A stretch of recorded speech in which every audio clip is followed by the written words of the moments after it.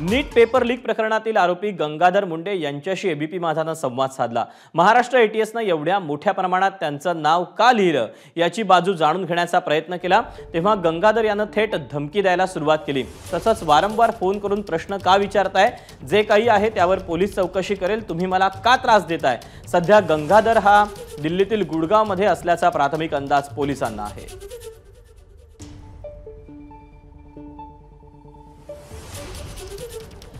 आपण पाहूया आमचा प्रतिनिधी सूरज ओझा आणि आरोपी गंगाधर मुंडेचं संभाषण नेमकं काय आहे।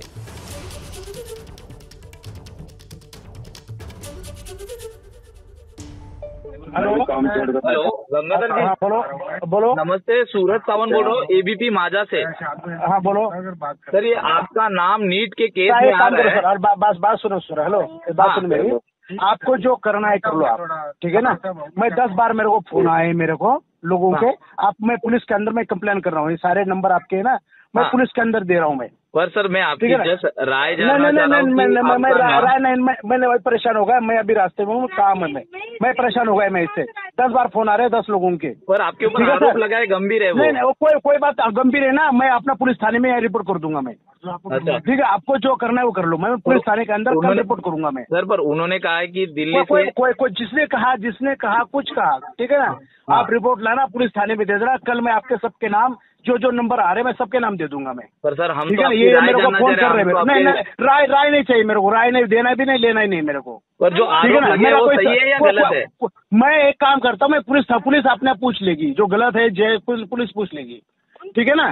उनको दे दो, ठीक है सर। मेरे को परेशान मत करना मेरे को। नहीं ये जो परेशान नहीं, जो एक काम करो, जो भी आपको करना है पुलिस थाने में कर देना, ठीक है ना।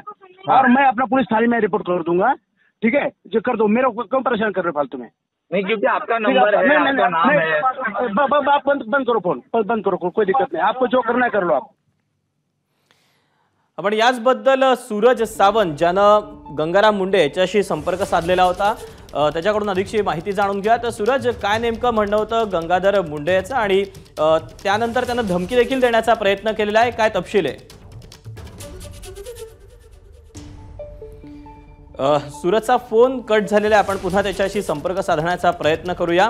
नीट पेपर लीक प्रकरण सध्या देशभर गाजत आहे आणि यामध्ये जो आरोपी आहे गंगाधर मुंडे याच्याशी एबीपी माझानं संवाद साधला होता, संपर्क साधलेला होता, आणि महाराष्ट्र एटीएसनं एवढ्या मोठ्या प्रकरणात त्याचं नाव का लिहिलं याची बाजू देखील जाणून घेण्याचा आम्ही प्रयत्न केला। त्यावेळेला गंगाधरनं थेट धमकी द्यायला सुरुवात केली।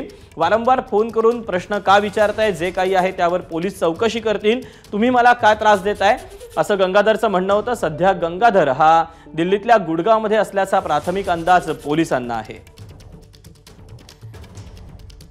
नीट पेपर फुटी प्रकरणी सध्या तपासाला वेग आलेला आहे। महाराष्ट्र एटीएसनं गंगाधर मुंडे याच्याशी या सगळ्या प्रकरणामध्ये नाव लिहिलेलं होतं आणि त्याचीच बाजू जाणून घेण्याचा आम्ही प्रयत्न करत होता, आणि या सगळ्याबद्दलचे अपडेट जाणून घ्या सूरज सावंत आपल्यासोबत आहे। सूरज, ज्यावेळी आपण त्याची बाजू जाणून घेण्याचा प्रयत्न केला त्यावेळेला त्याने स्पष्टीकरण देण्याऐवजी थेट धमकी द्यायला सुरुवात केलेली होती, काय त्याचं नेमकं म्हणणं होतं, आणि या सगळ्या प्रकरणी महाराष्ट्र एटीएसनं त्याचं असं यामध्ये आरोपी म्हणून का नाव लिहिलं आहे?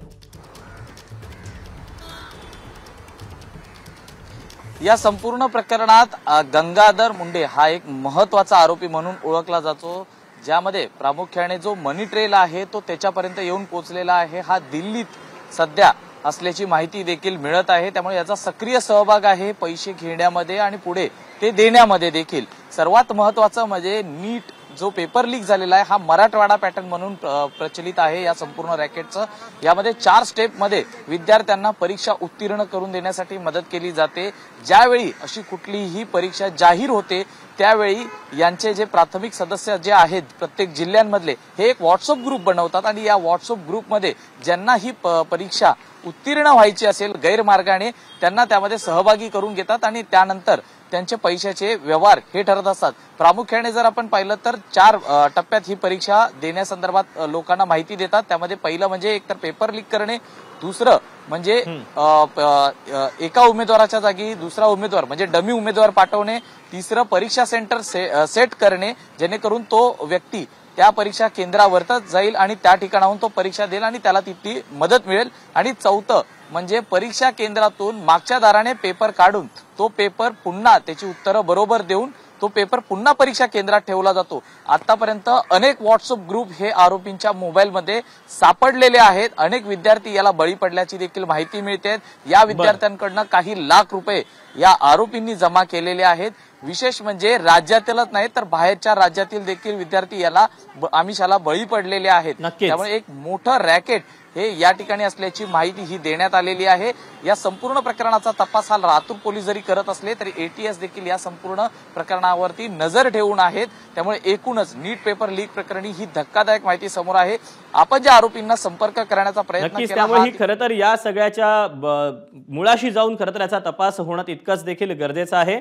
सूरज, धन्यवाद दिलेल्या सगळ्या सविस्तर माहितीबद्दल आणि तपशीलबद्दल। एबीपी माझा, उघडा डोळे बघा नीट।